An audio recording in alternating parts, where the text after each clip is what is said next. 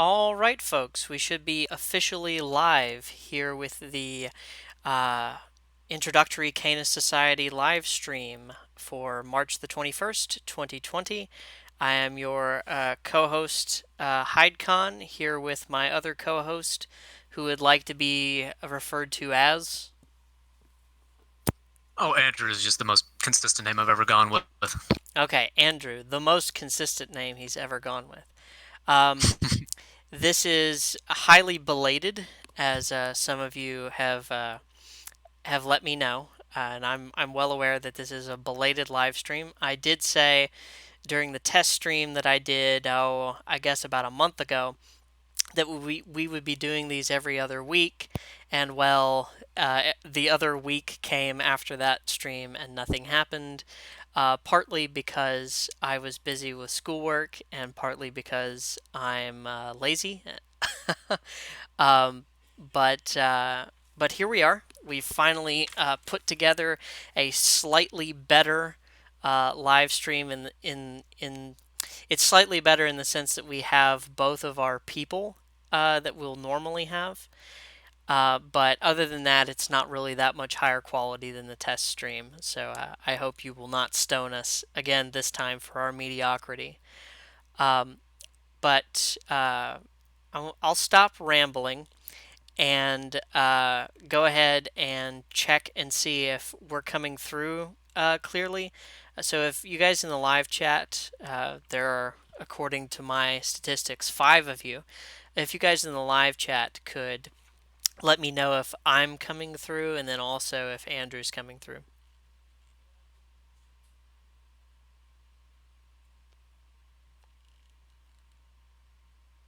I just rewound the stream. It sounds like both coming in fine. All right, sounds good. I guess we'll press on then. Was there any? Yeah, living being says we sound good. So was there any point of business you wanted to start with, Andrew? Um, Not really. There is one, but I was gonna save that primarily for a little bit later. But just to fill out the time, the basic idea was to go over a little bit of background information about both of us, or even talk about, you know, the story of finding ourselves sitting here. Yeah, that that Uh, that just sounds to like a just to good help idea. people get to know who they're usually going to be talking to or listening to for the foreseeable future. Okay, so did you want to do that first, or did you want to hit more mundane business first? I don't even know what the mundane business would be. Well, so the first point of mundane business I think we should hit would probably be, um, something like what's the general outline of what we're going to be doing going forward. Maybe some general oh, notes, oh yeah, for right? the live stream, right? And maybe some general Uh, notes on our guest policy and things like that. yeah. So as far as we've sort of established this, as we're trying to avoid something where it's just this kind of call-in show or two guys sitting in a room just kind of speaking extemporaneously about whatever has popped into their head that day. Generally bad form, especially for what we're trying to do here. Uh, we don't want to be talking about stuff that we have no clue about, that we don't have any background in, or have done any back work, research to help prep for. So, okay, actually, no, I have to step away for a second. I'll be right back. Like 20 seconds. Okay. Well, while Andrew has stepped away, I think I can fill in some of the details I think he was about to hit. So, as he said, the point of these live streams is that we can talk in an intelligent way about things that we have knowledge about. And we're not speaking just extemporaneously, but we're speaking not necessarily from a script, but from, having prepared. And what the goal is really to generate content that is intellectually stimulating for the community writ large. So, some of the things that we were looking into doing is looking through, um, some of the things Andrew has talked to me about. For example, he seems really interested in taking like theological and philosophical uh, tomes, I guess, and sort of going chapter by chapter, breaking them down, making them simple and understandable for a layman audience, or not even necessarily a layman audience, but just somebody who doesn't really have the time to read necessarily, um, but wants to get an overview of that kind of information. Now, it's not necessarily an audiobook, just using written material, and the distillation of written material as the guidepost for these live streams. Are you back with us, Andrew? Yeah, yeah, I sat back down. All right. So where were we at? Because I left off on the general outline Yeah, I for just I what we're trying to go for. I said that I sort of reiterated that we don't want to be just guys in a void speaking extemporaneously about like current events or anything that we just don't have any clue about, and that we wanted to use sort of philosophical or theological or whatever we're dealing with texts to sort of guide us in a sort of guided discussion. Mm-hmm. Yeah, that was for one of the ideas that we would have is actually this kind of double recording where there would be a live reading, but then like after every chapter or so, there would be a stop and kind of a roundtable discussion, exegesis, what have you, and then it would be basically edited down into an actual audiobook and put over to Canis Society. I think it's Codex now, I where believe, we already yeah. have we already have audiobooks up like the entirety of let's see, I think it's a After Virtue by Alexander McIntyre's up there, recorded by one of our guys. So that's part of what we're is the idea, but then also just sort of dealing with general topics, still requiring some level of background research. There can be sort of general topics, but the idea is to get it more focused. Like when it was being talked about and everyone was shooting around ideas, one of the ideas was like beauty, just in general, not focused. And it's like, well, that's like, that's a perennial question that goes back for thousands of years. We're wasting our time just kind of like shooting the breeze on that question unless we really start to focus it down onto something like beauty in contemporary art or beauty particular forms of architecture. Something that focuses it down a little bit to where it's actually something substantive instead of just kind of having to be so vague and generally that you don't accomplish anything. So those kinds in the works as well. And then I also have trying to get one guy I have in mind for interviews, sort of just discussions and back and forth. I have one guy in mind. Still need to get in contact.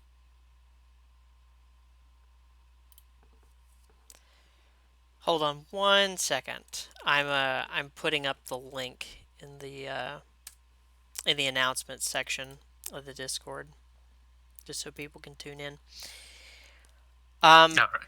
but yeah, as I understand it, you're working on getting an interview with someone who's particularly.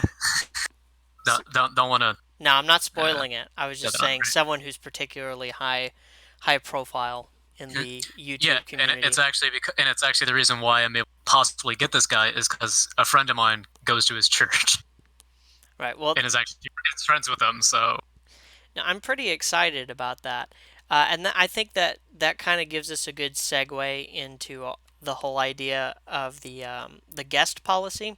mhm. The the idea that we're working with is we don't want people to not be able to participate. We don't necessarily want to shut people out, but as Andrew said, it's not really a call-in show. It's not, hey, jump in the Discord and shoot the breeze. We are trying to do something a little bit more serious with these live streams. So, with that in mind, while we want to get members of the community on board, we want people who have, particular skill sets. So, you know, if you, for example, went to school and you have like a degree in something, or even just you've studied extensively in a particular area, and we start reaching out to people in the Canis Society Discord, looking for people to come on and talk with us. Well, that would be your opportunity to come on and be a part of the discussion, rather than just I'm somebody who hangs out in the Discord a lot, and I would like to come on and talk.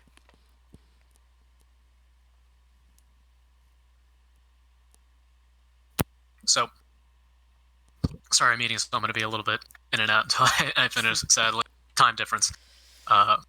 So, like, the general rule of thumb that I have here is that if you wouldn't say it in front of your priest or your pastor or your parents, you're not going to say it here. Just full stop. So, things like swearing are out of the question.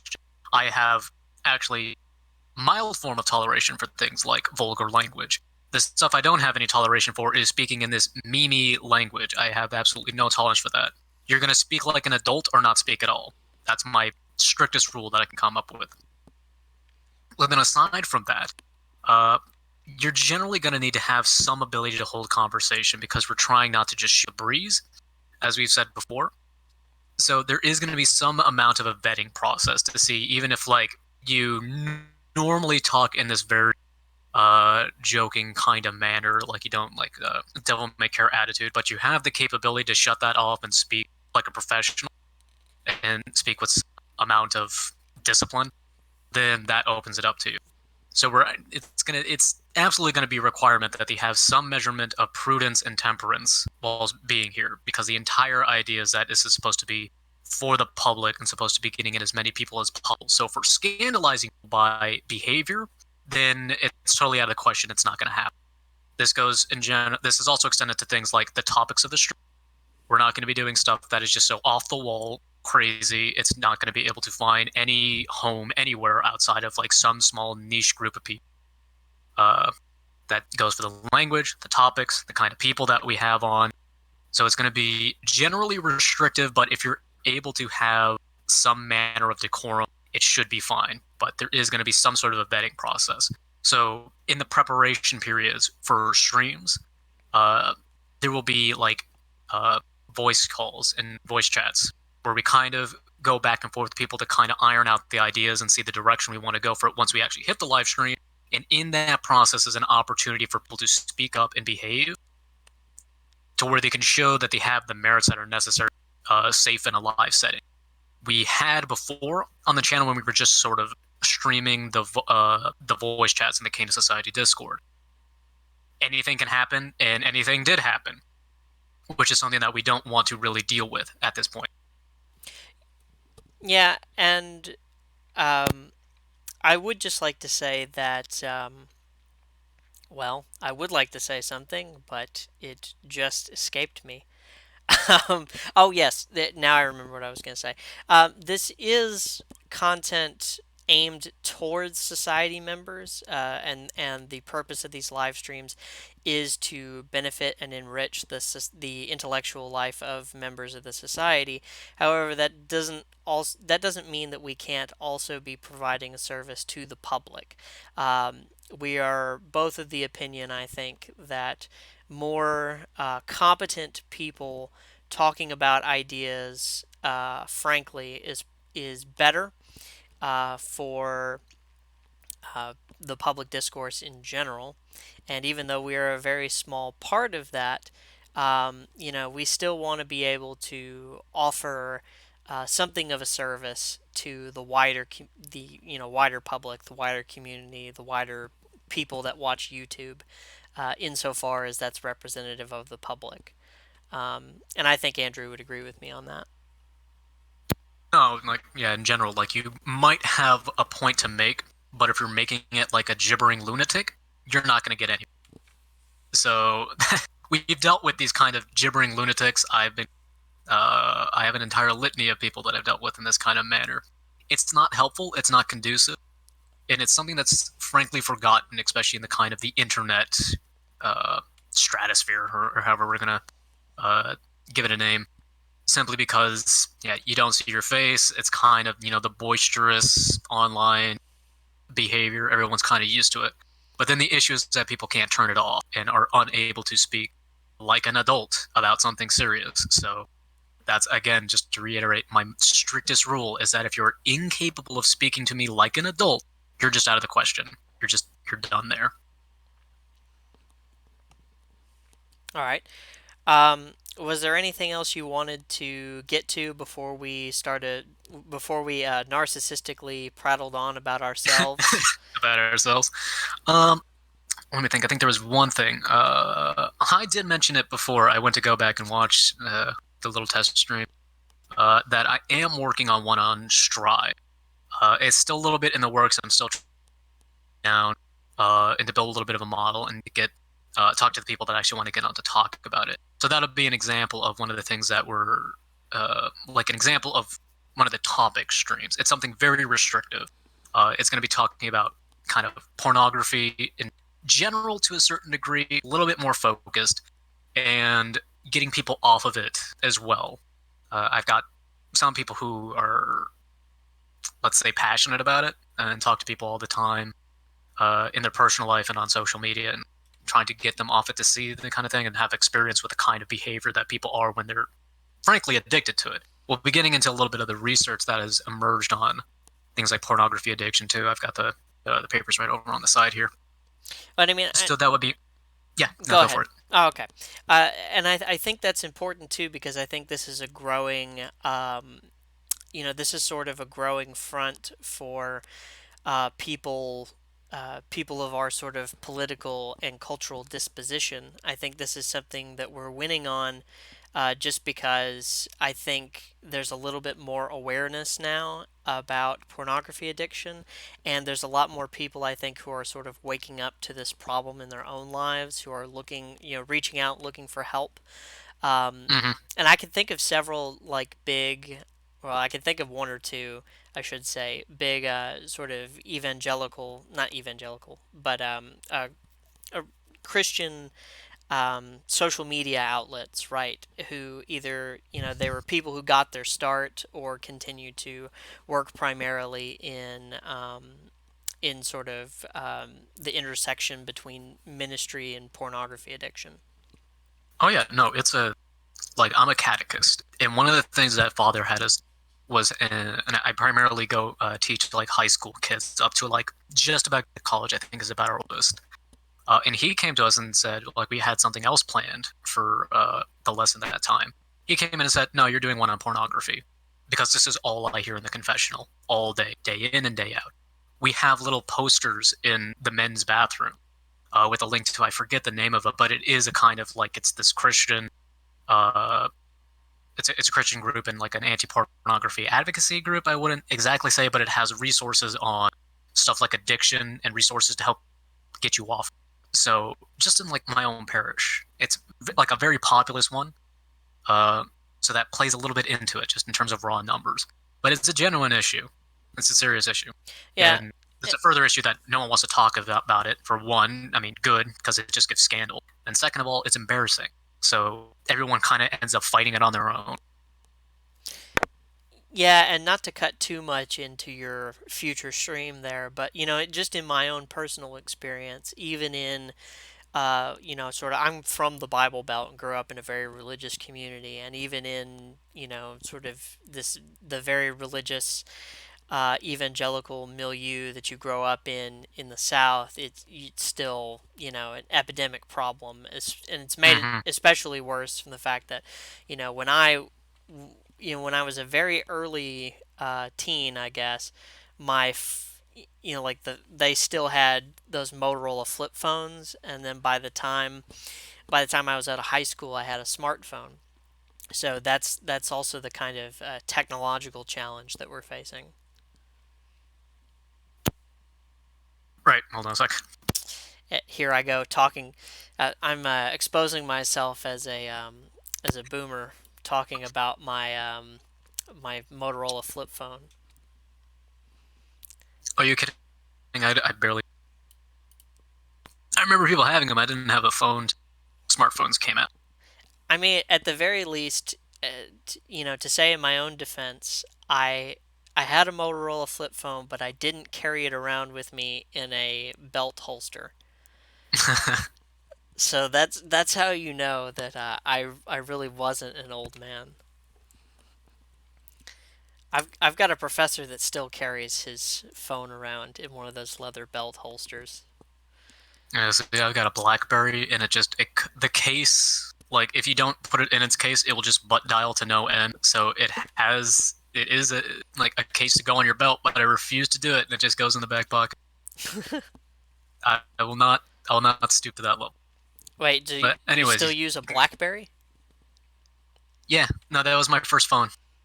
It broke, and I just moved up to a BlackBerry Classic. So it's updated, but it's like my old BlackBerry. I had the first BlackBerry, Wow. like with the mass keyboard, like the full keyboard, but Hmm. tiny little buttons. That was my first phone. Well, I'm told that's really common with politicians. Like, they learn to use a BlackBerry, and then, like, not only do they have a bunch of their stuff on their BlackBerry, but also just, like, they don't want to learn to use anything else. So, I remember hearing. Yeah, no, I see people walk around with like the new iPhones. They look clunky.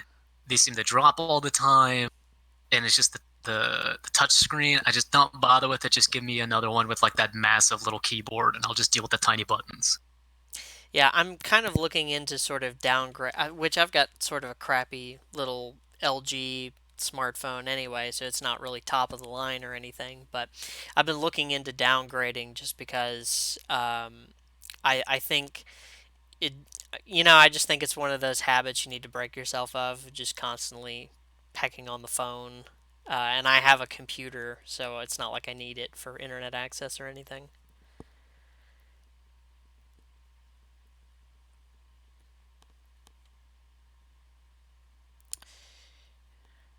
We still there, Andrew? I'm just trying to get some of my every time when you go, I cut down as quickly. He's just trying to wolf down his dinner as quickly as he can. Yeah, just little bouts here and there. What have you got for dinner? Oh, it's like some goulash or something. It's just like it's potatoes, cabbage, and a little bit of like sausage. I think that's about it. That sounds pretty good, actually. I like a good potato soup. Um, Yeah, it's a little just leftovers. okay, so we've talked about blackberries and potato soup.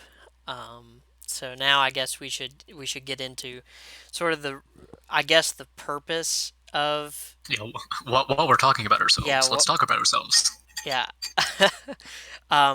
Who wants to go first, you or me? Yeah, you go first and give me a chance to finish here. Okay, I'll try to drag it out. We see. I was born a poor black boy on the wrong side of the no. Um. Okay. So, just some general information about me, about your co-host, about who will be unfortunately intruding upon all these live streams in the future. Um. So my name is a mystery, but you can call me HydeCon or just Hyde. Hyde, I guess, will suffice for a first name. And I run the YouTube channel, Hidebound Convivium. I am also a long time, relatively long time member of the Canis Society. And my channel mostly focuses on literature, education, and sort of politics in the broad sense. Um, I'm. This is something you'll notice about me. The longer you listen to me, and if you take a look at my channel, you'll definitely notice this about me. Is that I am not a very I'm not a very focused thinker, I guess. So Andrew will probably end up beating his skull against his desk.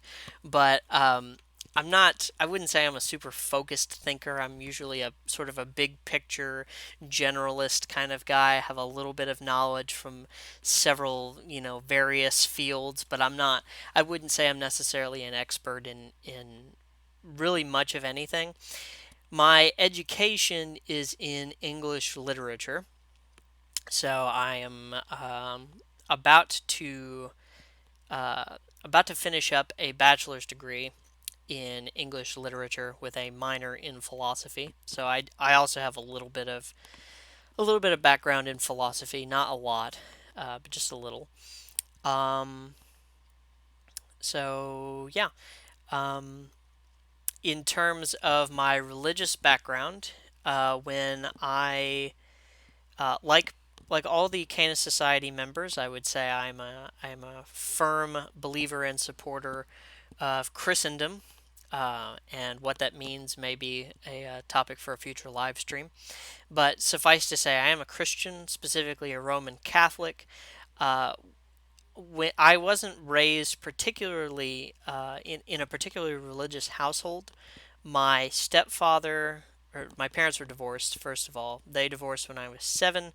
My father is a non practicing Roman Catholic. My mother is nothing. and she married a man who was uh, what's it called? He was excommunicated from the Fellowship of the Jehovah's Witnesses. So, interesting religious background to my family. Um, I was baptized when I was 15 or 16 in the Baptist at a Baptist church in Tennessee, and I was received into the Catholic Church in 2018, Easter Vigil 2018. That that sounds right. Yes, that's right. So I've been a Roman Catholic for almost 2 years now, um, and I've been a member of the Canis Society for I guess a year and a half. I'm not very good with keeping track of those sorts of things. Um, and then, sort of in terms of my, I don't know, I could.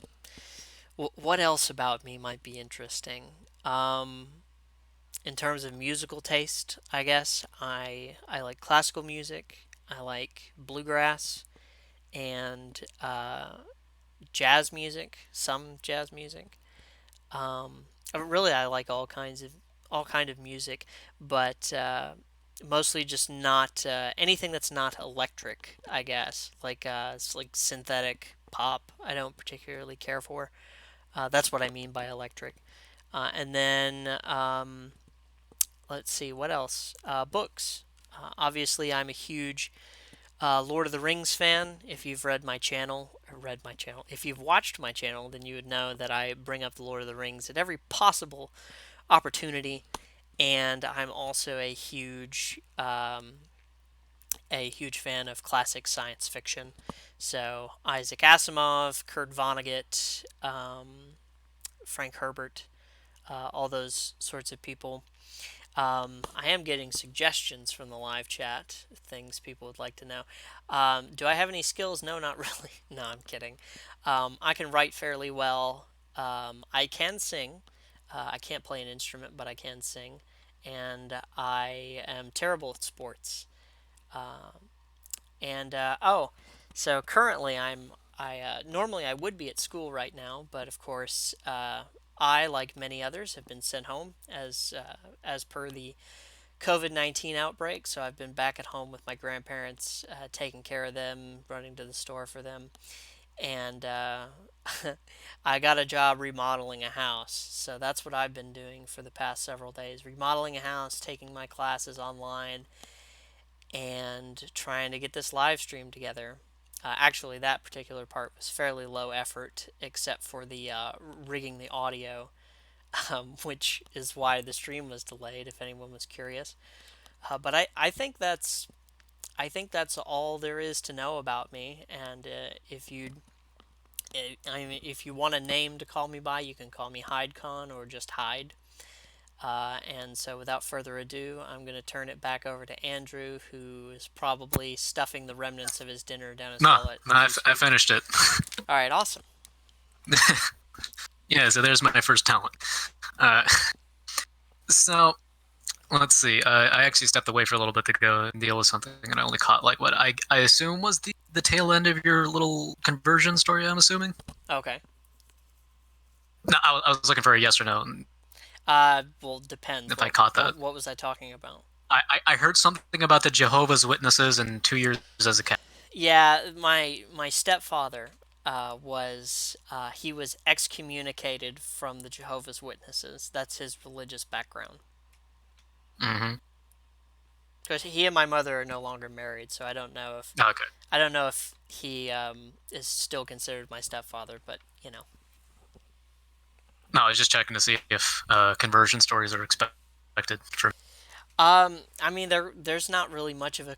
I mean, I could say I could say how basic I am in terms of Catholic converts because I was converted to Catholicism by reading G.K. Chesterton. That's Uh-huh.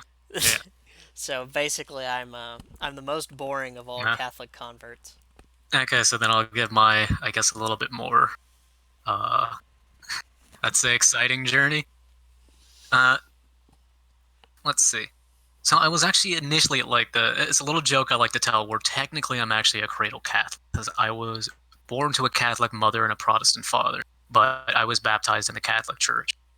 And I'm one of the many who underwent the no catechetical catechesis, where you get you're checking off the boxes at the get go, like it was a Catholic marriage as far as I understand it, and then I get a Catholic baptism. But then there's no catechesis in the house. There's no church. There's nothing. So a lot of it is just completely a mystery. So I actually go through a lot of my life basically as like a de facto Protestant because I basically just grabbed like a Protestant Bible off the shelf. I read a little bit and I watched things here and there on the History Channel. So like I just had nothing, just no understanding. And eventually I kind of go like atheist, sort of what would be expected of someone who had no one teaches them this stuff. So it's just I was walking around with not even patchwork. I was walking around with a couple of threads, and the threads weren't even fully kept together. So then what actually eventually began to occur is I developed a deep respect for Socrates and his intellectual humility. And it was a kind of thing that I admired into it. And it just developed into this understanding that I need to give things a fair shake. And I was being a little bit too arrogant. This would have been around the time I was about just entering into college, I would think, around that time. And then about around that time, actually, hold on. I have to go back a bit further. Forgot one little tidbit where I had a friend of mine who was actually still practicing Catholic, and I think I would have been maybe 7 years old around this time. And I think it was like the night before I watched a movie. I still remember it, and I still might own it. It was called The Miracle Maker or The Miracle Worker. I think it's Miracle Maker. It's like this UK stop motion animated film of the life of Christ. And like I didn't know what it was. I knew nothing about it. So like I watched it and yeah, I was like, okay, shrugged my shoulders, didn't really get it that much. But I was gonna go over to my friend's house. But it was on a Sunday, so they had to take me. So I'm sitting there, my 7-year old, like in the pews, swinging my little feet around with not a care in the world, not knowing what's going on. And then like it all starts getting quiet, kneel down, yada yada. And the consecration occurs. And for some reason, like something hit me, like this was important. Still didn't know why. I'm still like, my ADHD rattled brain. I just go back to, swinging my little feet around. It's like, when do we get to go out and play video games? Yada, yada, yada. Then he holds it out and says, behold, the Lamb of God who takes away the sins of the world. And then I just hear, I will be with you always until the end of the age. And I just start crying for no reason whatsoever. There's no understandable reason why I would. Like, I was just like, I had to be taken out. It terrified me. I don't know what it was. I don't know what it was about.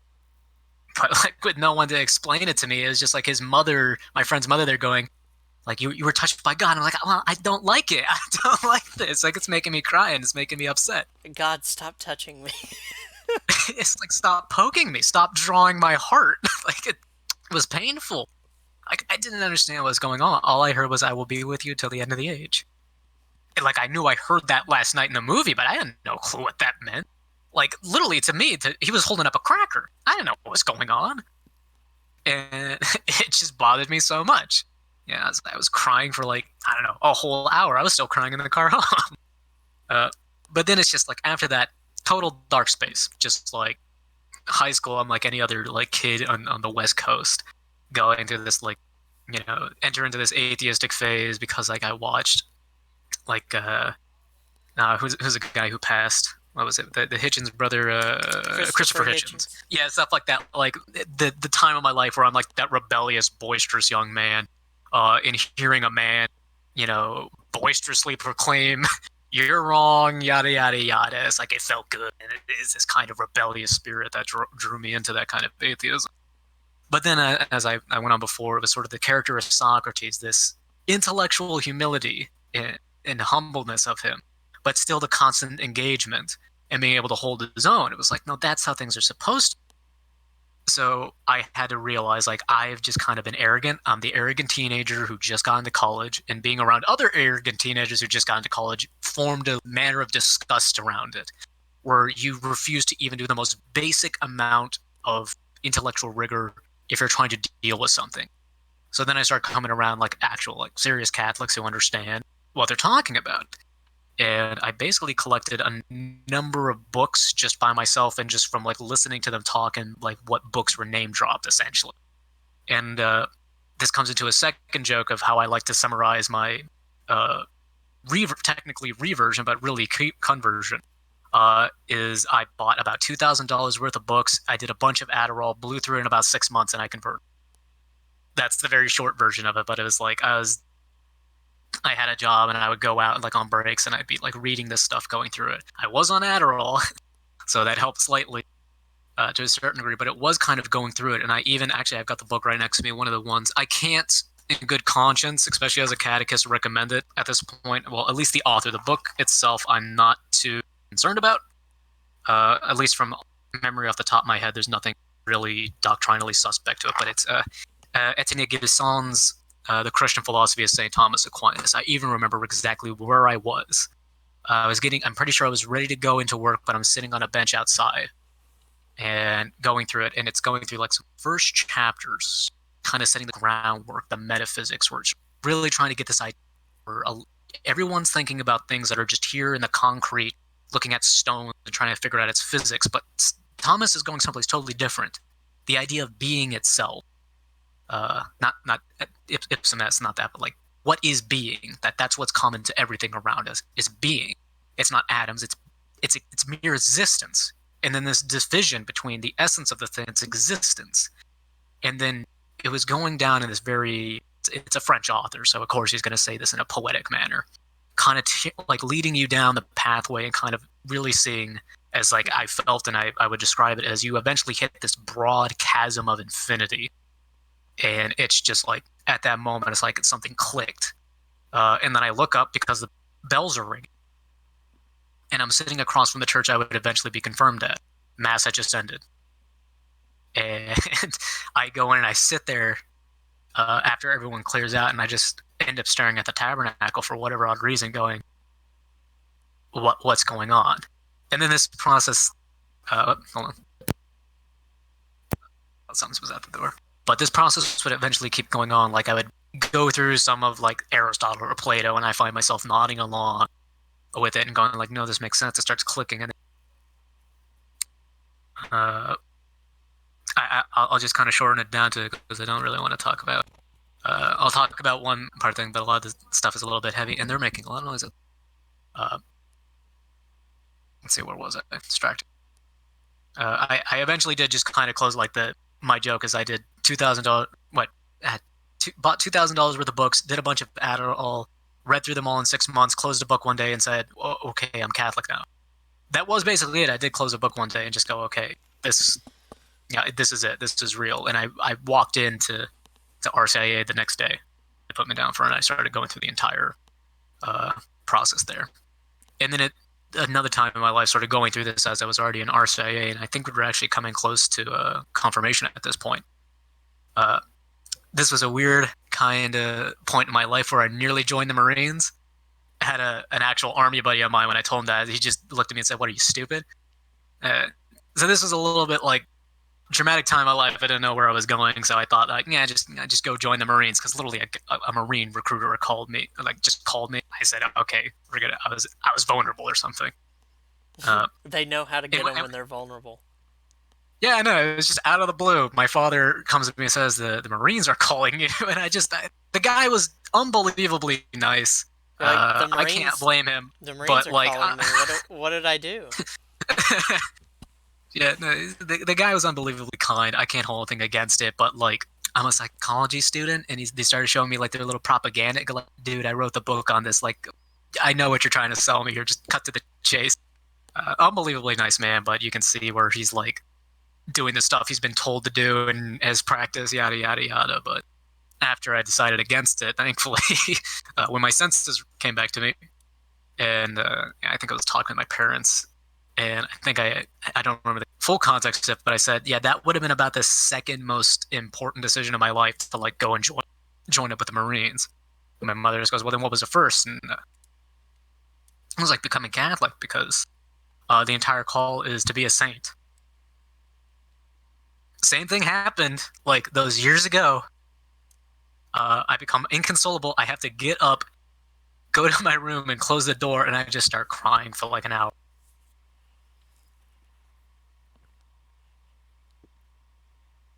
Then confirmation, I think, was last Easter. I'm terrible with time, but I'm pretty sure Easter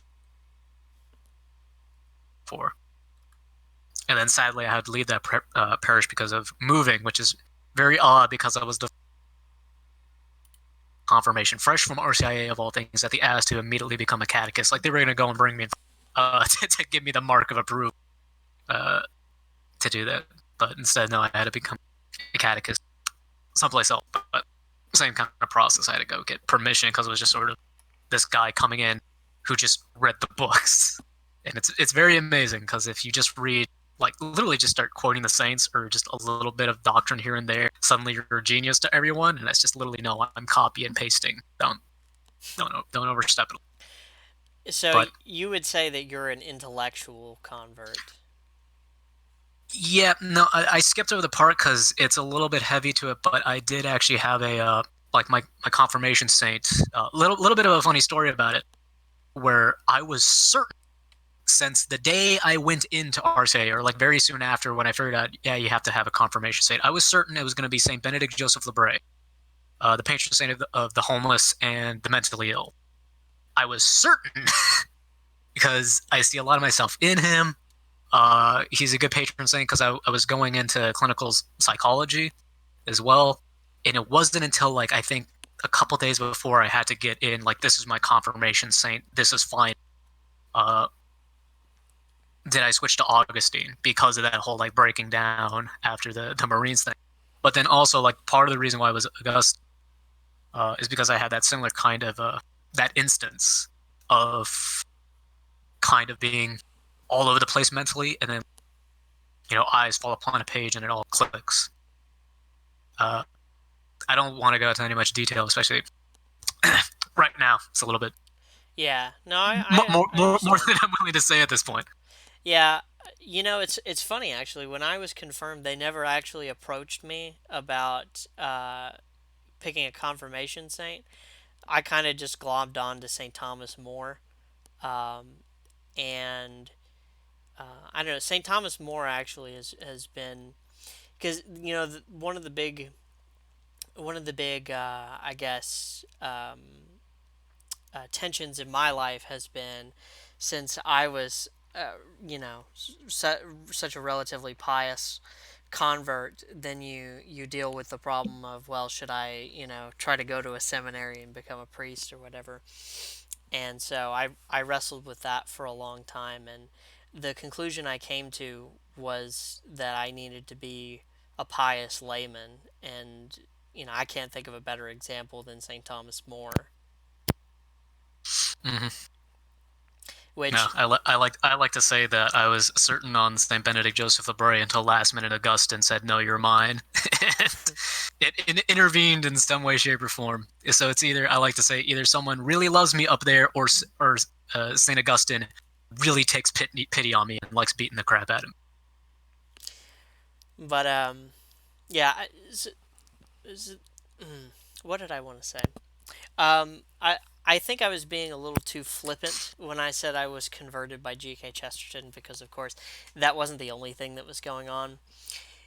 If I had to pick another person who had converted me, of course, it would be. One thing I do want to say, sort of a sidebar, is that me and Andrew, of course, are both talking about our conversion stories because we're Catholics, so we're talking about our Catholic conversion stories. But I do just want to reiterate that the Canis Society is open to other denominations of Christians, and even to those who are not explicitly Christian. So just asterisk down at the bottom there, footnote. But I guess the other sort of influence I think would be Tolkien, just because when I was in high school and I read The Lord of the Rings, I was like super enamored with the Lord of the Rings, as people will know.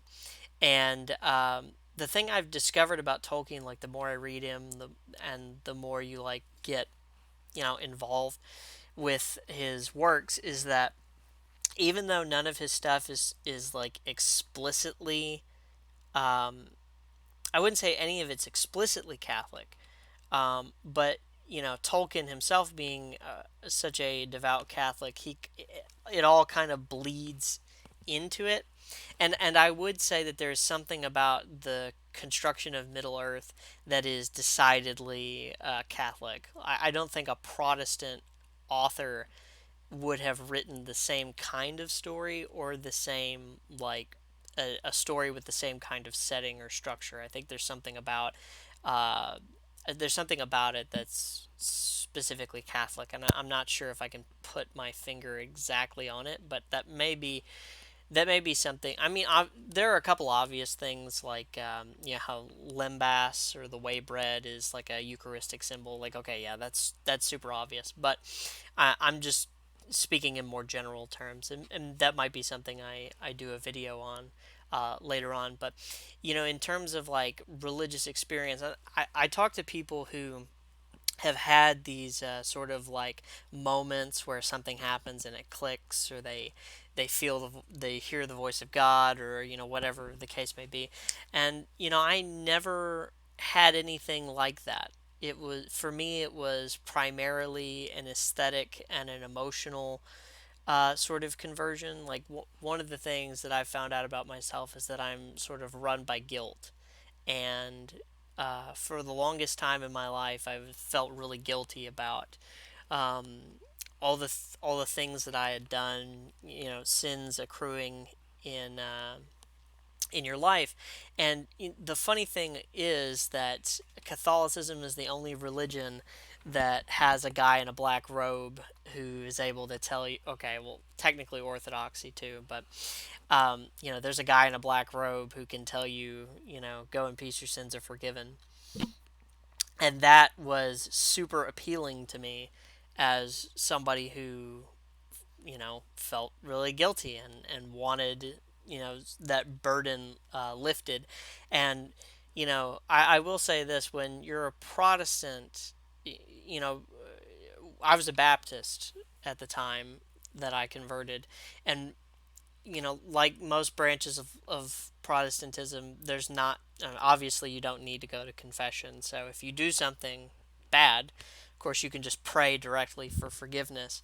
And it's very easy to, like, I think psychologically, it's very easy to psych yourself out and say, oh, I'm contrite, I'll never do it again. And you pray, and then the problem never gets better.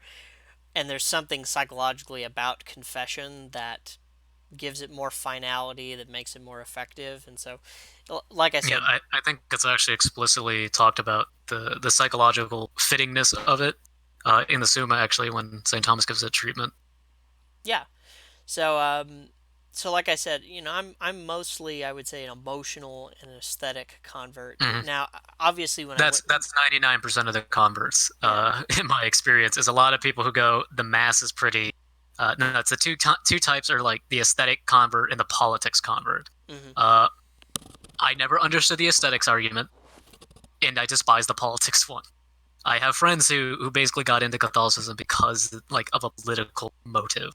hmm But then it was a sort of like, well, foot in the door policy, as I like to say. It's better that you're in the church than outside of it.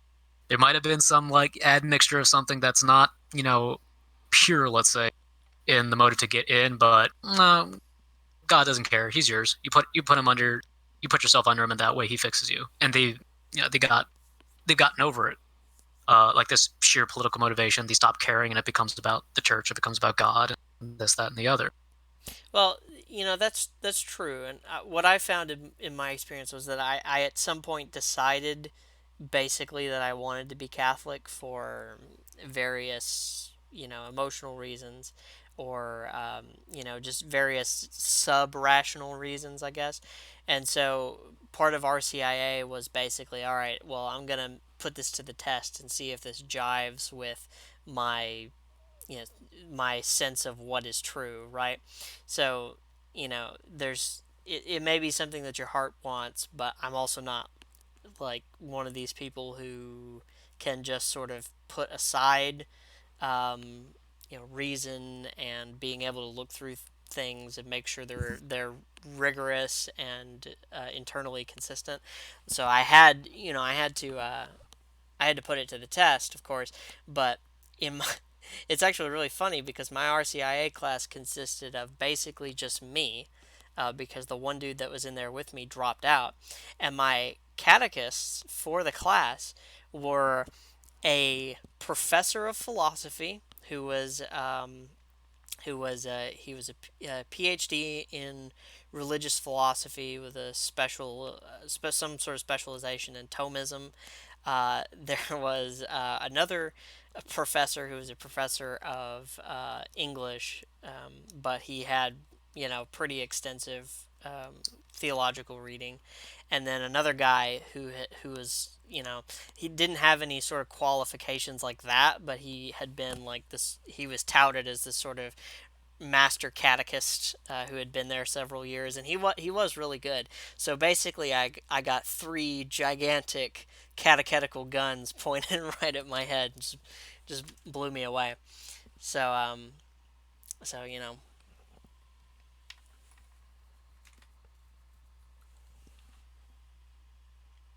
Mhm.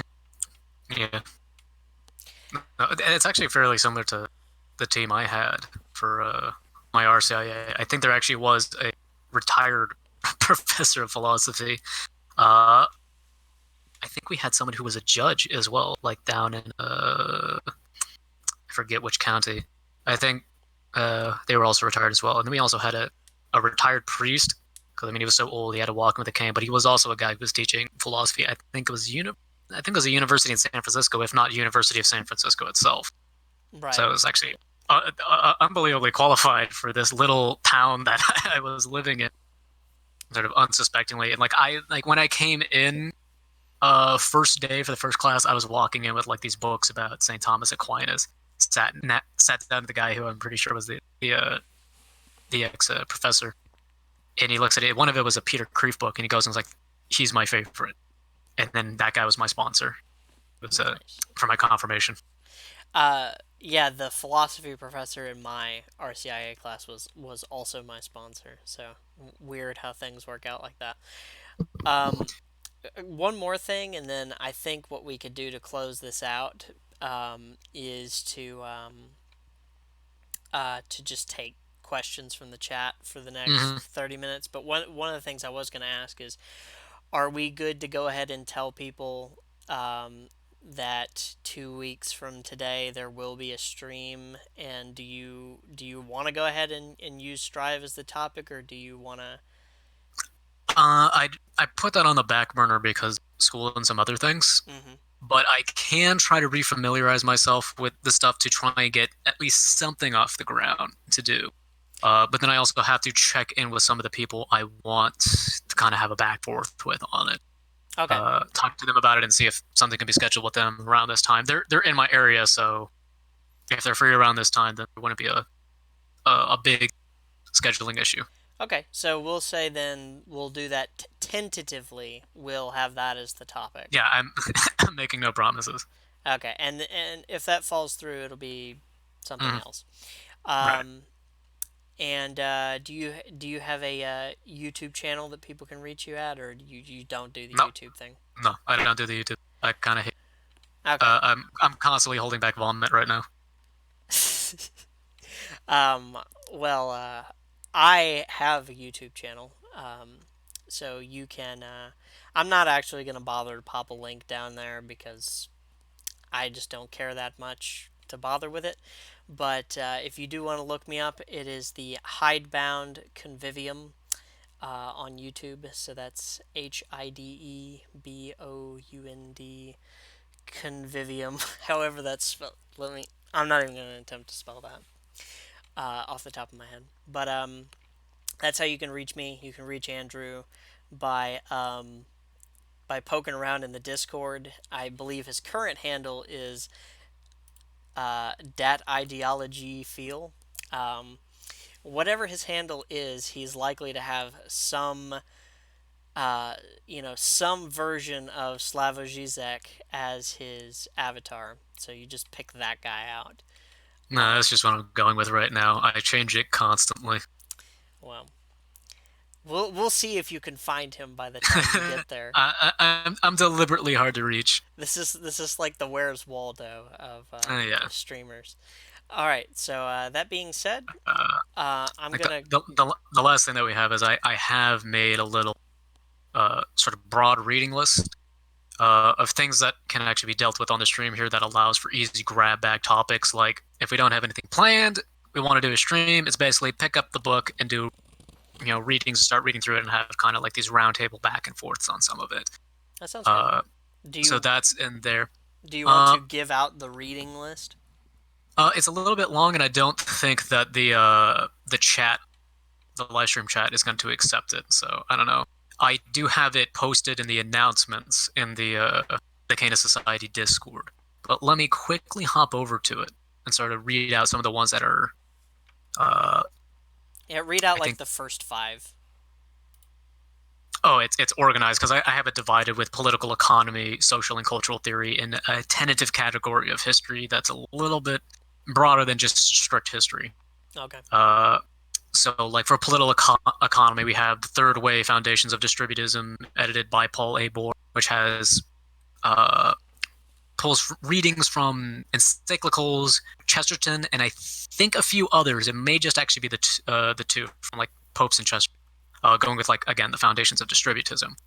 But because it's simply insufficient, it gives you a nice picture, a nice story. Doesn't go anywhere. So that's why I have the second after that, Ethics in the National Economy by Father Heinrich. And sadly, we do not have an English version of his magnum opus. It's the longest economical work in existence. This massive encyclopedia, like It's a massive what? You branch. just Sadly, doesn't exist. So the best that we have is shorter work ethics in the national. For social and cultural theory, I put in a bunch of different readings. The radical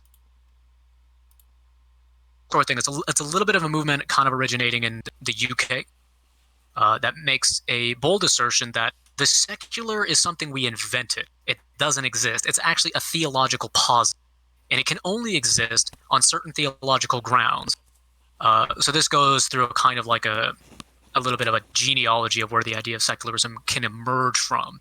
I think John Milbank sort of pins it a little bit more around, I think, Scotus or someone else, but it's like some specific thinker where he just some little thing allowed for the secular to kind of emerge, this hard cut from the intimate relationship between creation and God constantly sustaining it. So that's its bold assertion, is that the secular is not existent, and the idea of a secular world, the separation of church and state, is non-existence, and it's an invention. In that to uphold that requires, frankly, a different kind of religion. So that's one of its very bold claims. So one of the things we have there is like the seminal on this kind of thing, the Theology and Social Theory Beyond Secular Reason by John Milbank.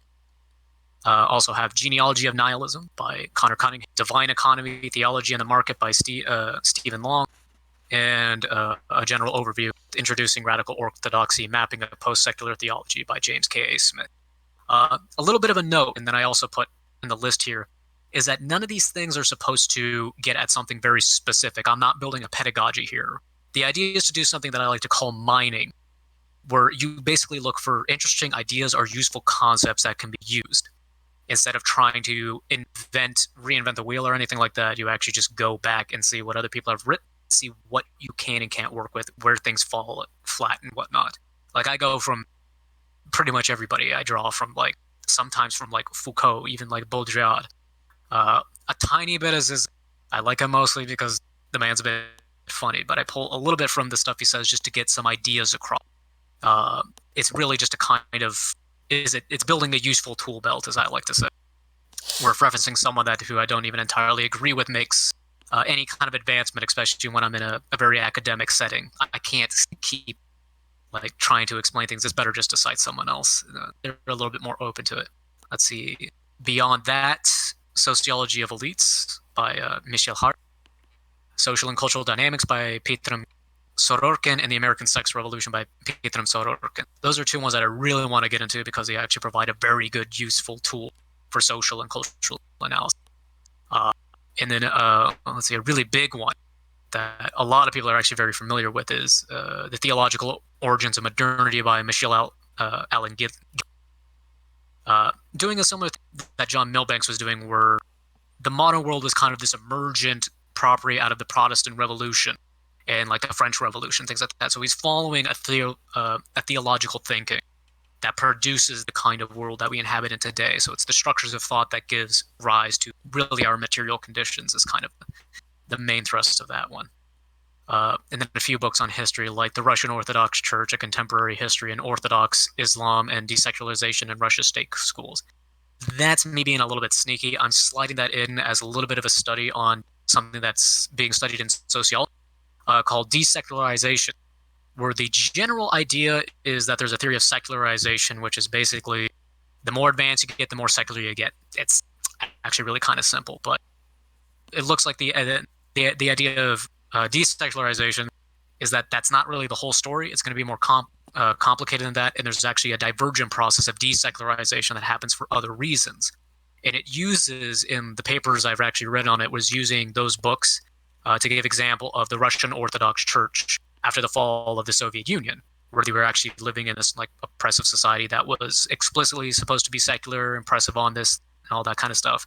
But now they're in a sort of revival, and it's showing evidence of what is being described as desecularization. So that's very interesting to look at, to kind of think and posit some ideas about what do we do, first of all, just in a secular world, and what do we do, say, afterwards if we start getting into post-secular, whatever that's going to look like. So that's part of that kind of project. So those are just some of them. The full list, again, this is really just a bunch of stuff that I have laying around the house to assemble it. So also, I'm completely open for suggestions for review to see if you have any kind of plagues with it. I really don't want to go over stuff that's like this, this meme kind of literature. I'm not interested in dealing with that. Uh, but I'm perfectly open to things that can be added onto it, because this is primarily going to be driven by interest to see what we pick up, what we start reading and discuss. Uh, so I can probably hold a poll on what the first book that we kind of want to get into for live streams.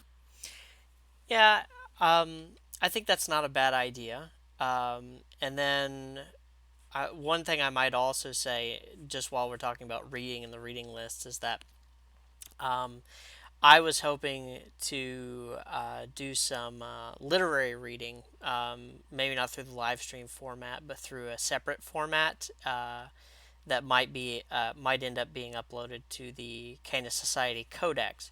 And one of the things I was looking into was reading the Song of Roland. So if any of you guys are interested in that, you might get in touch with me on the Discord. But other than that, I don't think I have anything to add. And I will, if you shoot those, like if you shoot me the titles of the books that you might want to do in the next, say, couple of months, um, I will go ahead and put together a poll if you want me to. Mm-hmm. I'm kind of looking around to see stuff that's very easy for a test run, because John Milbank, it's wordy, it's complicated, so that's something that we kind of want to build up to a little bit. But something like I have another one. It's my only work that I have in the popular culture section. I have to go and reach for it here. Yeah, Shows About Nothing, Nihilism in Popular Culture by Thomas S. Hibbs.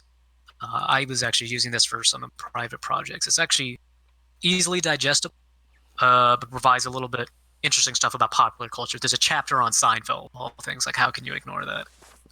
But makes Seinfeld interesting in some regards.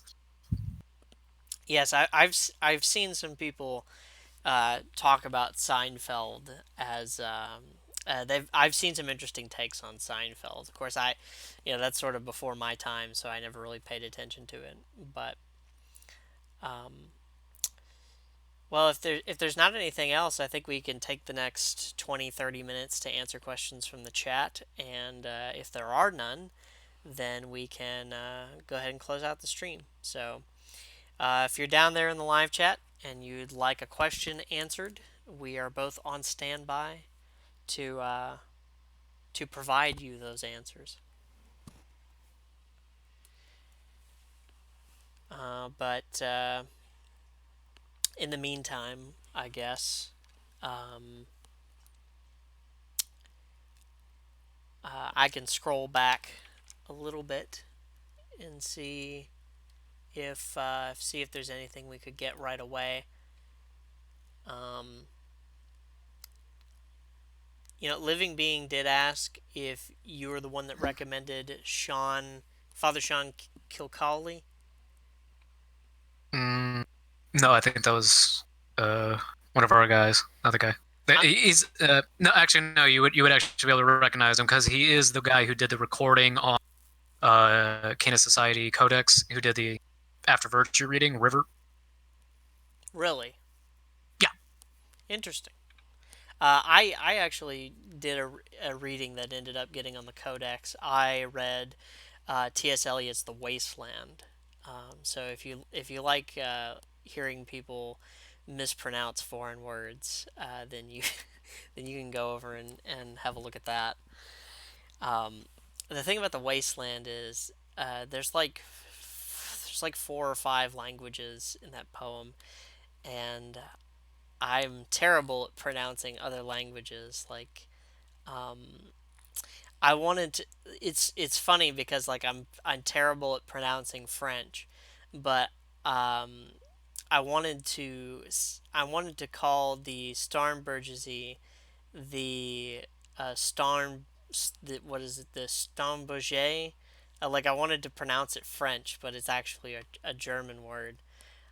So basically, the long and short of it is I'm terrible with foreign language pronunciation. Although I was in a history of the English language class, and we were looking at some Chaucer in the Middle English, and the Middle English is actually really fun, and it's not that hard to pronounce. You just have to learn to like roll back the vowel shifts.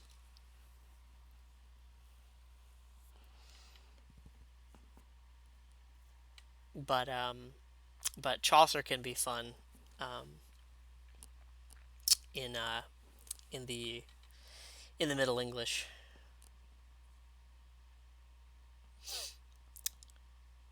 Doesn't look like we're getting any questions, so I think I might just go ahead and close out the stream. I don't think there was anything important enough for anyone to ask us.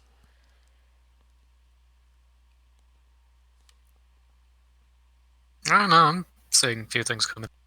I'm not actually, so maybe I'm just disconnected from the chat. So do you have the chat? No, yeah, got stuff in. Is there anything new the society has planned? So far, we're still in this kind of getting things together. So far, for the society at broad, is getting down a constitution, figuring out leadership, and then going from there. So right now, this is actually, in a manner of speaking, unofficial Canis society because it's formed in one regards, but it isn't this kind of solid or yet. But there's an easy way in a place where it's just anyone who. So you might think that you might show up one day, but then you might not be there tomorrow in a certain uh, because we're still trying to get things down to the major focus on paper and where we're going to be going with this instead of just this kind of like online club. We're trying to get it to be a little bit more focused than that. Yeah, So that's what's in the process right now. and something I was talking to Politarch about because we had the privilege to have a gentleman who is from the DC chapter on the test stream.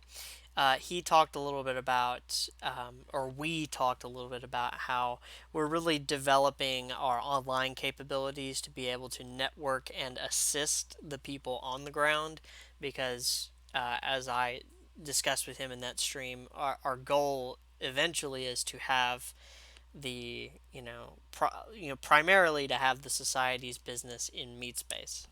Uh, so so forgot how that Mm-hmm. connected back to what you were saying, but I know that we're trying to get things settled because, like as you're saying, the idea is to actually go out with it. And like one of the things I've always been concerned about is because it's anyone can show up in an online form. Like the reason why I have the highly restrictive speaking manner and behavior relegations for the live stream is because of this. Because anyone can show up. we don't know exactly who they are, what they're gonna do, what their ideas are, and like out of nowhere they might just say something crazy.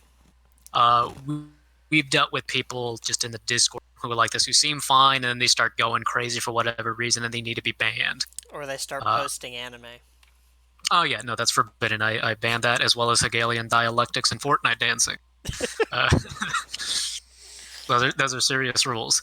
But yeah, that's kind of part of it. So with that is it's very important to do that and extend it also to personal, like meet, as he says, meet space engagements. Because it's one thing to have it online, like it just might make you look bad having the guy come in and just spout some nonsense, but then he's quickly banned or something. If he does it, there in person, you're kind of a little bit out of options, and that's your real face attached to it. So that's some of the issues of being able to say who is and who is not part of the Canis Society, building the apparatus and having the leadership there that can help discern those kinds of things. Where we can't have people just show up, throw a shirt on or something and a badge on their shoulder saying they're representing us, and then go and proceed to be stupid. Are there any other questions in the chat? Because what ended up Yeah, happening is my yeah. chat broke. This one you might be a little bit more able to tell me about, because Okay. this is literature related, is what do you guys think of the view of the nation and the critique of Catholicism that Dostoyevsky writes about in The Possessed, in the character Shatov? I'm not familiar. I mean, I know that Dostoyevsky wrote The Possessed, but I'm not familiar with the critique that he levels at Roman Catholicism in The Possessed. I am familiar with the critique that Ivan Karamazov make, or really, it's not Ivan Karamazov that makes the. Well, yeah, it is. So in the Brothers Karamazov, there's that scene where Alyosha and Ivan are in the tavern, they're talking or whatever. This is the same occasion that Ivan gives the Great Inquisitor speech. And he says something like, I don't know, his basic critique of Roman Catholicism is that the Roman Catholic Church seeks to make itself a state and make itself an imperium to be able to wield spiritual power as like physical worldly power to be able to subjugate people, which goes against the spirit of the church. And specifically, he pointed to like the Jesuits, and I guess Jesuits had the same kind of connotation in Orthodox Christian countries that it did in, like, say, Protestant countries, where the Jesuits are kind of presented as like the agents of the Pope or Oh whatever. yeah, But yeah, because the Jesuit order were a big thing. They were everywhere and they were hardcore back in the day. Like just look at the Jesuits' work in Japan, and even China, I think to a lesser extent. Anyone kind of as an outsider looking in is like that is like the Vatican's CIA. That's their. It's wrong-headed, but you understand where the view can come from. Where you have these guys again, like in black robes and Roman collars, all a part of the same order, kind of working around as a group. So like you but can start speculating. now I would say it's interesting that in the Brothers Karamazov, the Brothers Karamazov may have come after the Possessed. I'm not exactly sure. Let me double check that real quick. Which I actually love Dostoevsky, but I haven't read the Possessed. Partly just because I just don't have enough time to read anymore. The Um, guy asking the we're gonna have to go off of this. Says that God exists as a product of the people, and therefore international Christianity will not properly represent this. oh yeah, I just don't think that's a valid criticism. I don't think that's correct. I guess I can take a shot at that first. From the way, at least, that you're explaining it, this would actually just be what is the strict definition of the heresy of modernism, where religion and God is this kind of exponent of this product that comes out of the psychology of people, where God ceases to be something that exists on his own, but instead is a kind of archetype or projection by the people in some way, shape, or form. And I really sincerely doubt that that's what Dostoevsky would ever say, because he would have been a pious, Russian Orthodox. So I don't think he would ever truly posit something along that line. So I'm assuming that there's going to be, and therefore any form of international Christianity not properly represent this and distort it. Well, In that I kind of understand it to be the kind of normal cultural practices of it. Uh, Especially going with Hyde was talking about is like the Vatican and the Catholic Church wanted this international imperium. To some extent, yes. In others, no. There's a lot of enculturation, and there's actually a very vast history. I got like a pope from what is it? A letter from, oh, I forget the name of the pope, but it was to Saint Augustine of Canterbury about what to do with the pagans in England at the time. And the basic idea was, well, you get rid of the stuff that's outright wrong. So you get rid of their idols that they're praying to, thinking that they actually have power in and of themselves. That's just plain out idolatry. We know that.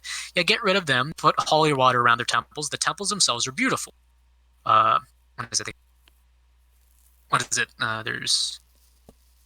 There's goodness in the temples because they're well built. There's beauty in them because they are beautiful. The thing that they're lacking is truth, and that's what you're there for. So you're gonna get rid of their idols that they're doing. You're gonna turn them into churches, and then instead of having them sacrifice their cattle to some like local god or deity to get brownie points with them, no, let them keep doing that. Let them keep that practice, but they're gonna start doing it in a celebratory feast in thanks of God. So it's this kind of enculturation.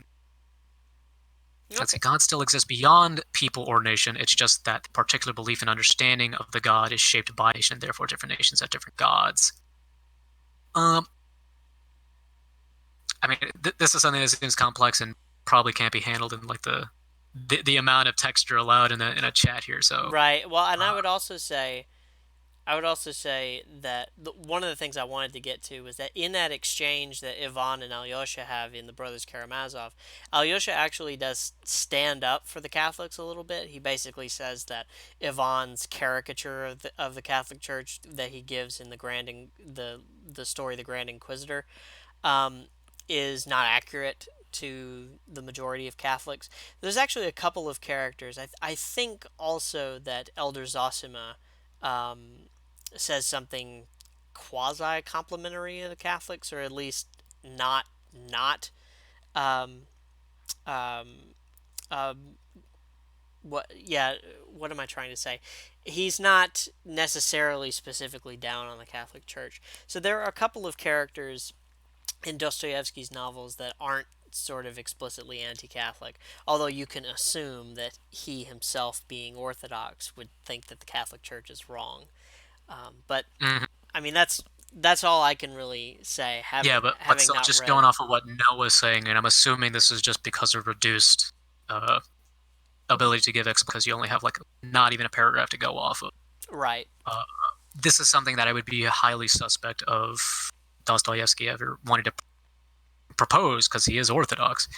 So that's why my best charitable understanding of this is that it's talking about the legitimate cultural heritage that is actually merged in with religion. And to that, that's sort of an empirical false, just by looking at in the past how many types of rites that the Catholic Church has had. There used to be a Celtic. There's still a Hebrew rite. We have the Byzantine rite. Preserve a lot of Eastern rites that I just can't name off all the top of my head. Uh, we have the very standard Latin rite, but it's not this kind of oppressive thing that you must submit. And then even in conceptions of God or even understanding, a lot of this stuff that is built around is not entirely dogmatized. Like you don't have to understand God in this highly rigorous Aristotelian manner or something, even though that's going to be the way you're most often going to hear it argued. There is still the French conception where it's more of an emphasis on God's will rather than intellect, contra St. Thomas. There's even like the Jesuit understanding as well as like an Augustinian understanding, but they're just a little bit less popular. So you have a certain limit, and this has to do with the different levels of certainty with doctrine and teaching, where you have way, way, way up at the top of like absolute fine, no argument, you go against this, you're out, kind of thing, whereas like the divinity of Christ. If you say anything other than that, you're suspect. You're committing heresy in one shape or another. Just like, You say anything other than that, and you get slapped by Santa mhm. Claus. Well, Yeah, well, let me be a little bit more precise here. Is that if you honestly and obstinately hold that, you are actually committing the sin of heresy, because that is very specifically defined, and there's just no ifs, ands, or buts about it. But then you get to certain things where it comes down to the level of like generally understood and held by the theologians. And that's actually something you can or can't hold. Uh, like no, that's actually in fact a little bit lower. So like one of the things on this level would be something about grace, perhaps, about sometimes a little bit about its operations, or some of the things about prayer that are a little bit up to grabs, and that it wasn't revealed and it wasn't defined in a council, so it's a little bit up for grab. It's generally got a consensus with the theologians, so prudentially speaking, you would be wanting to side with theologians, but you're not committing anything really bad. Uh, if you were to not hold it, the only issue would be is if you're uh, very vocal and obstinate about it, in which case you're just being a little bit usurpacious, I guess. But then you get stuff like something like Fatima isn't dogmatic. You actually can not believe in it.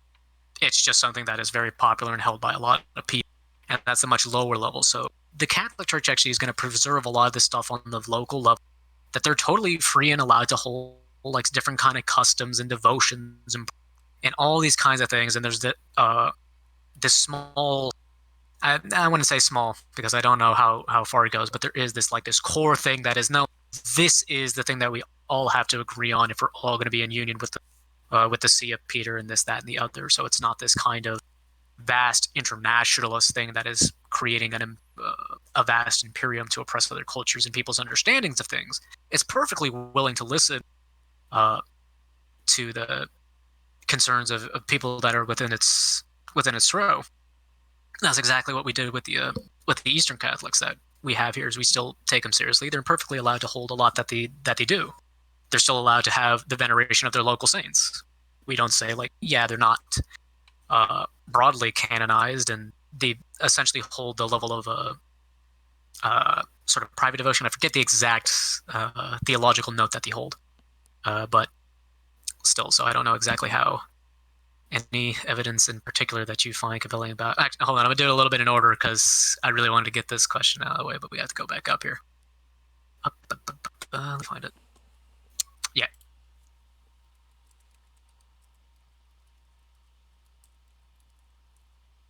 And do we lose Hyde? Hold on. What was that? I'm here.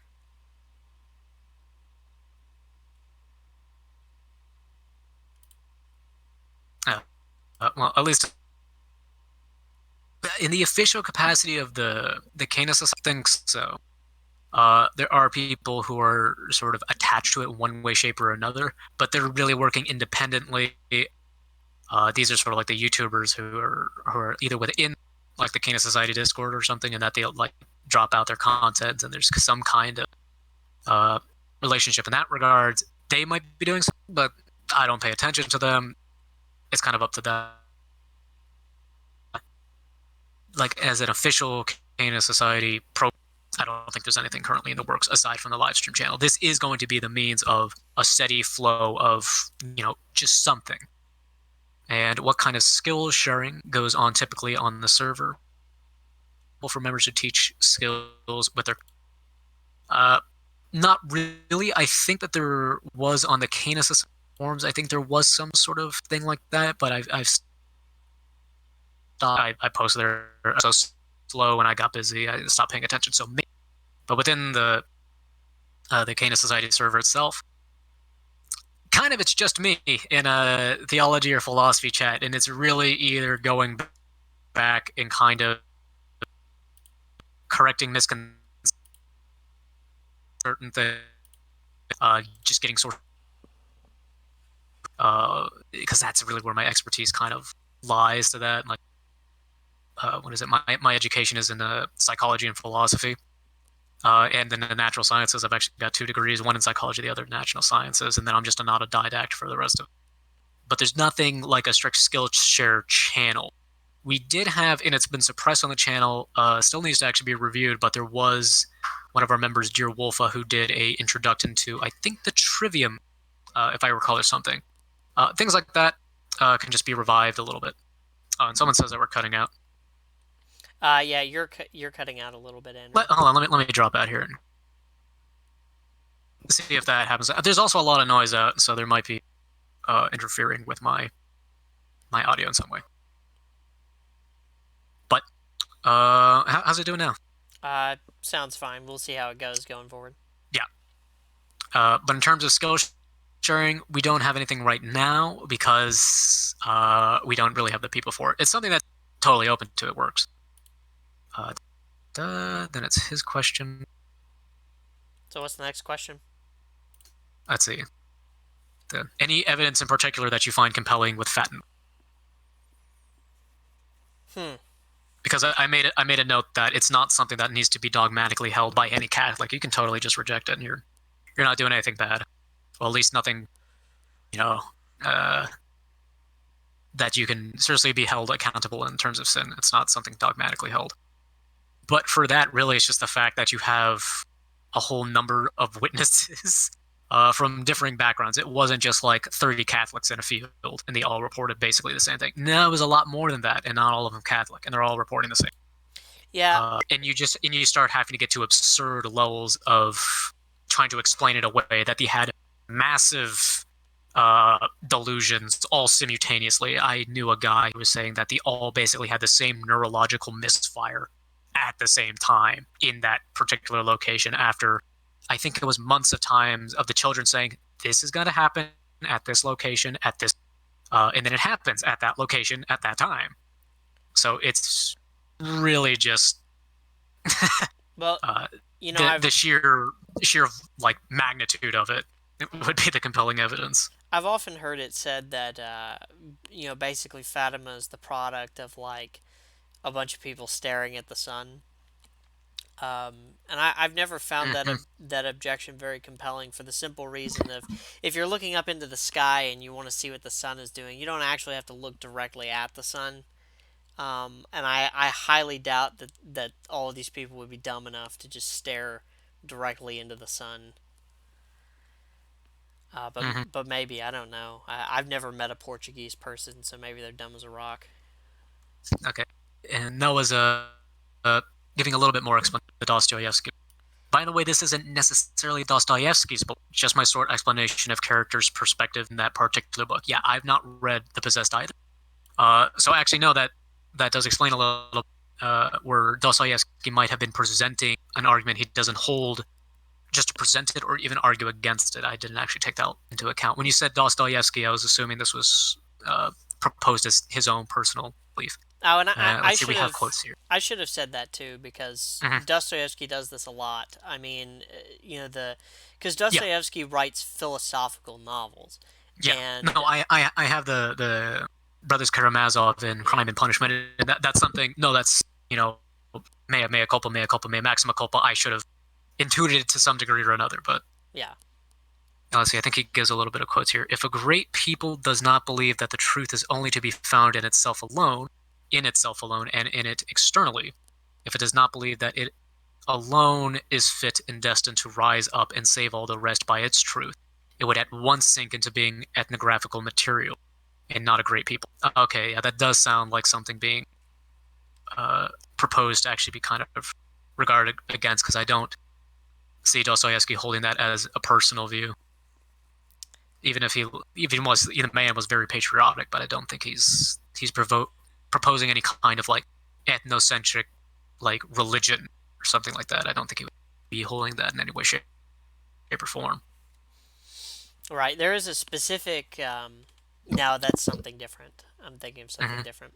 Do we have any other questions? Because again, I can't Let's see see. the chat. My chat is broken. Okay. So no, he's still continuing to explain a little bit. He presents the view in opposition to nihilism. So in the dialogue, he's probably siding with it rather than nihilism. Oh, Right. okay. Well, I mean, it makes more sense than Mm-hmm. nihilism, I guess. Right. Um, I will say, it's interesting. I had a philosophy textbook. I have the philosophy textbook right here. It's let me find it. It's the Fundamentals of Ethics, Russ Schaefer Landau, and there's actually an interesting argument that he makes about So there's this, of course, there's this classic argument for uh, lack of moral objectivity. That is, a moral objectivity requires there to be a God that exists. So if you don't accept that God exists, then morality can't be objective. And I was leafing through this textbook, and his tack to try to contradict this is basically that he says basically that why can't morality be just a natural law like gravity? And if you're an atheist, obviously you believe that gravity exists without God, so why can't morality exist without God? And I thought that was a interestingly bad argument because there's something not equivocal about gravity and morality. Um, that's kind of a it's kind of a tangent. What was I trying to say? Oh yeah, that's in regard to that's sort of the famous argument from the brothers Karamazov. I believe it's Ivan who makes the argument right that without God everything is permitted, and so it's interesting. It's even permeated uh, um, intro intro ethics textbooks. So Hmm. Yeah, I was kind of reading, so I didn't catch that's fine. really any of it, so I can't respond exactly. I'm trying to follow this. Let's What's new in the see. chat? Let's see a little bit on your wolf. Let me actually A pull up the stream. little bit more about the miracle. So continuing on this Dostoyevsky, as he presents the view in opposition to nihilism, at least that's what I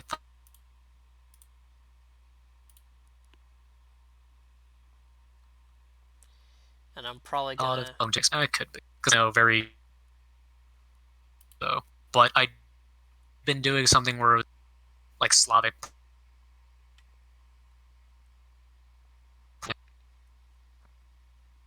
Orthodox just of like that. For, You're cutting out a little bit, Andrew. um, let's see what y'all notes from the underground. If Dostoevsky went through the brothers Karamazov, Crime and Punishment.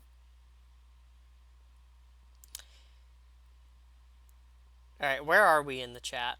First of all. Mm-hmm. Yeah, no, still chat. Okay, yeah, I think I found it. I just had to pull it up in a different tab because I can't see it from the streaming tab. So are you talking about the question by Kai Makata? Uh, What y'all think? oh, what y'all? Okay, I've lost it. Oh, Kai Makata. Yeah, that's probably who it was. Yeah, no, yeah. I see we have a fellow Southerner. What y'all think of them there notes from Underground? Um, I've read bits and pieces of Notes from Underground. I do like it, specifically because I think Dostoevsky is really good at exposing the absurdities of socialism, which is partially what the uh, what the narrator talks about in Notes from Underground. It's also again, people know Notes from Underground for its like really slimy, like smarmy, like you. The narrator in the novel is like the least.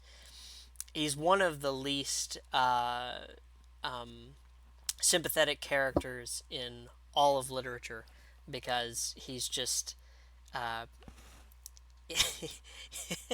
he's there's just nothing about him that makes him compelling or you want to feel bad for him. He's just he has like no redeeming qualities. So that's kind of what people remember about Notes from Underground. Um, but yeah, I like Notes from Underground. What I've read of it.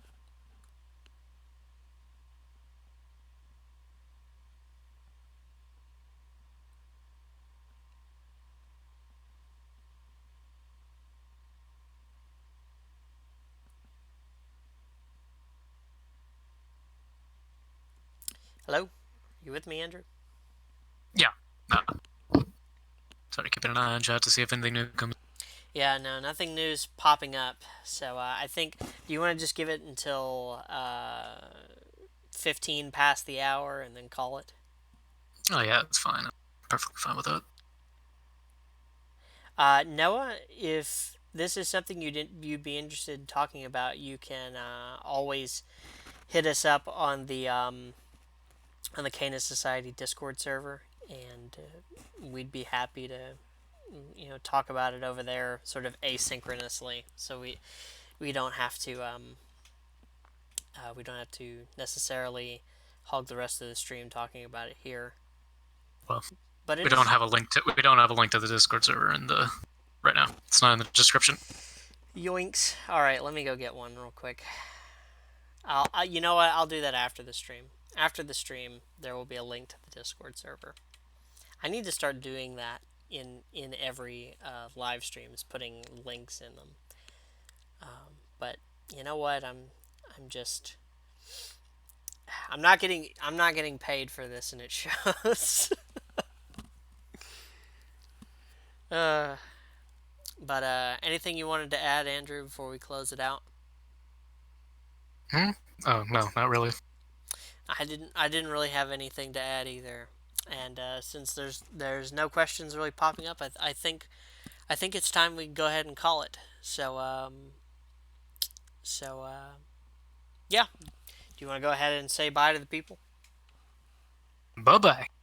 All right. I'll see you guys in 2 weeks, and I'll go ahead and put that link down in the description of the video if you would like, if you're interested in poking in on our Discord server. But if not, good night and God bless.